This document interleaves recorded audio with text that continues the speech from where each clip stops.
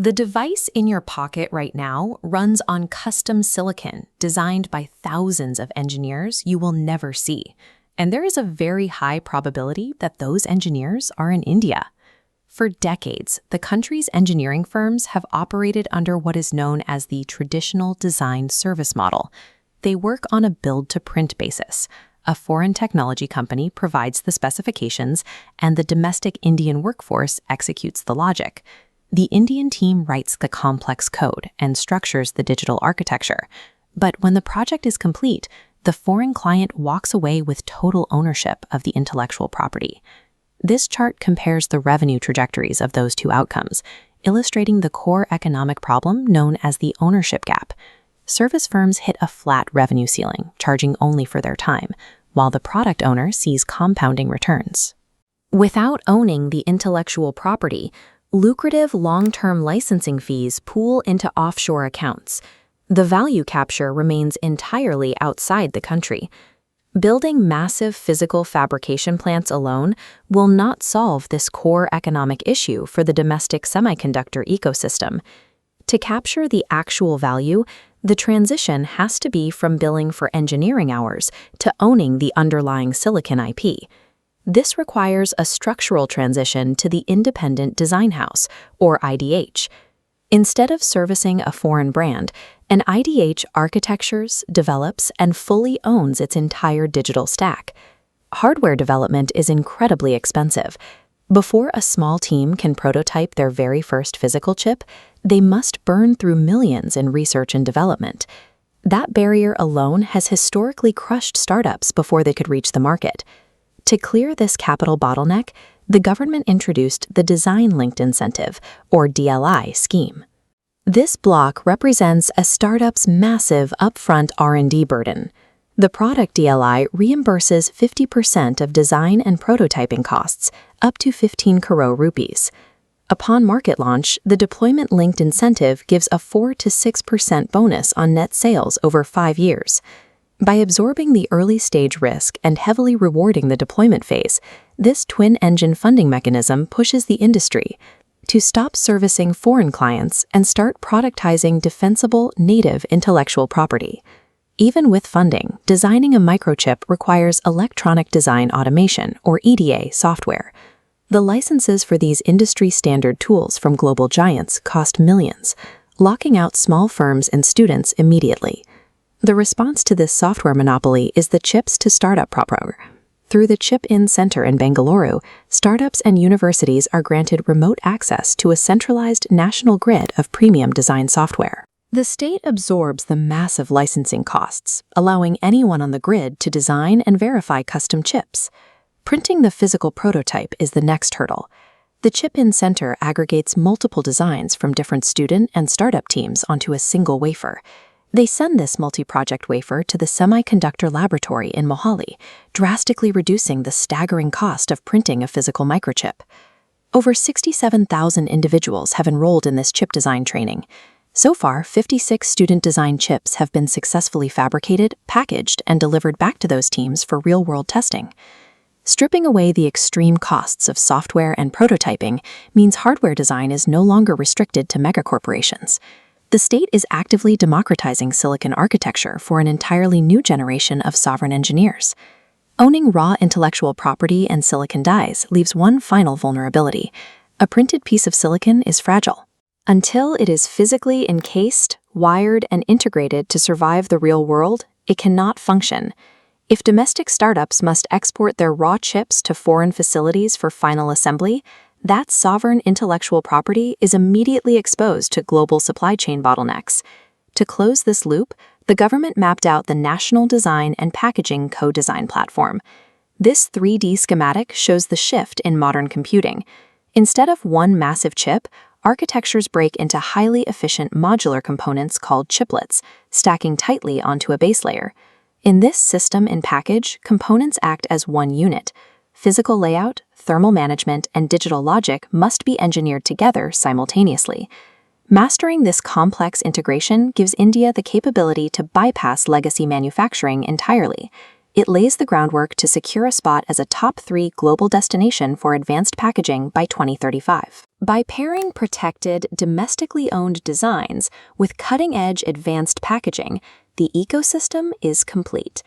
India is ending its decades-long era as the world's back-end service provider and taking its place as an owner of sovereign technology products.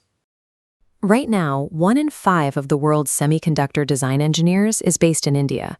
But despite holding 20% of the global talent pool, the country owns a tiny fraction of the world's technological intellectual property. The ideas are generated here and then shipped overseas. For decades, the Indian tech economy has operated on a specific, outsourced model. Those highly skilled engineers are hired by massive global capability centers to execute designs out of the country, rather than creating original products for domestic companies. Even as local contract manufacturing grows, the financial dynamic remains the same. When a factory in India builds a device based entirely on foreign blueprints, the highest profit margins and the long-term licensing revenues stay securely offshore. Exporting raw brainpower without owning the resulting intellectual property keeps a massive workforce locked at the bottom of the value chain. This document highlights the road to 2-nanometer technology. For a long time, the assumed path to technological dominance was exactly this: racing to build bleeding-edge fabrication plants that carve the absolute smallest possible transistors into silicon wafers. But attempting to outspend entrenched global leaders in a fabrication race is a massive financial drain. Building a single modern fab requires tens of billions of dollars and years of highly volatile setup time. Instead, the industry is entering what experts call the more-than-more era. Because shrinking individual transistors is becoming physically harder and increasingly expensive, the focus is shifting. Improvements in performance are now coming from advanced packaging, stacking specialized components, known as chiplets, into single 3D blocks. Targeting advanced packaging allows India to leapfrog the most capital-intensive legacy stages and secure a high-value position in the global ecosystem, without the decades of lead time required for advanced logic fabs. That strategy starts with physical infrastructure, specifically OSAT facilities. OSAT stands for Outsourced Semiconductor Assembly and Test. India is turning advanced packaging into a primary production priority. To support this, the government is establishing a dedicated National Center for Advanced Packaging. This center pilots high-value 2.5D architectures, where specialized silicon components sit on a shared foundation called an interposer. By securing massive joint ventures, these hubs integrate India into the global supply chain.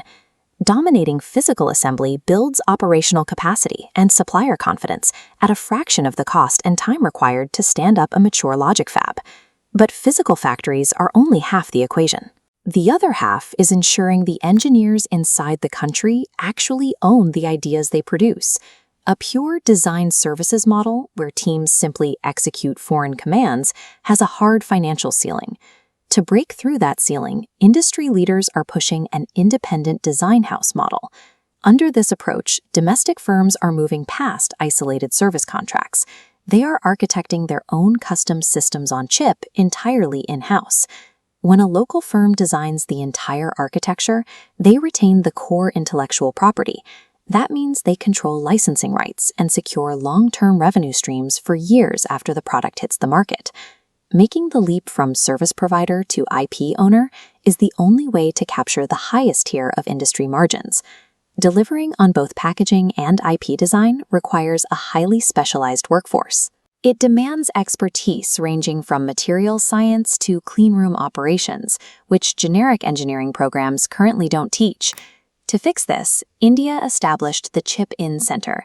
This hub provides university students remote access to wildly expensive, industry-standard electronic design automation tools.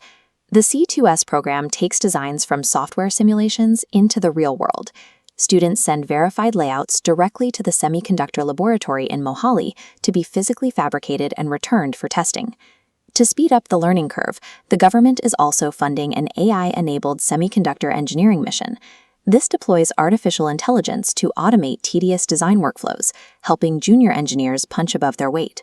To guide them, a global talent infusion program actively recruits experienced Indian diaspora professionals to return home and embed their expertise in domestic facilities. It is a systematic effort to architect a complete talent pipeline, spanning all the way from student novices to returning global solution architects. The overarching goal is clear. By 2035, India intends to be a top 3 global destination for advanced packaging. To get there, all these initiatives connect. Student talent trained via ChipIN is accelerated by AI workflows. They design proprietary tech at independent design houses, and those designs are physically produced at local advanced packaging facilities. This integrated strategy reduces the historical reliance on offshore innovation hubs, ensuring that more of the value created by Indian engineers stays within the domestic ecosystem. Dominating the tech supply chain of tomorrow does not require fighting unwinnable battles against entrenched giants over traditional fabrication nodes. True technological sovereignty comes from anticipating the industry's next critical bottleneck, advanced packaging and IP ownership, and building the exact infrastructure required to own it.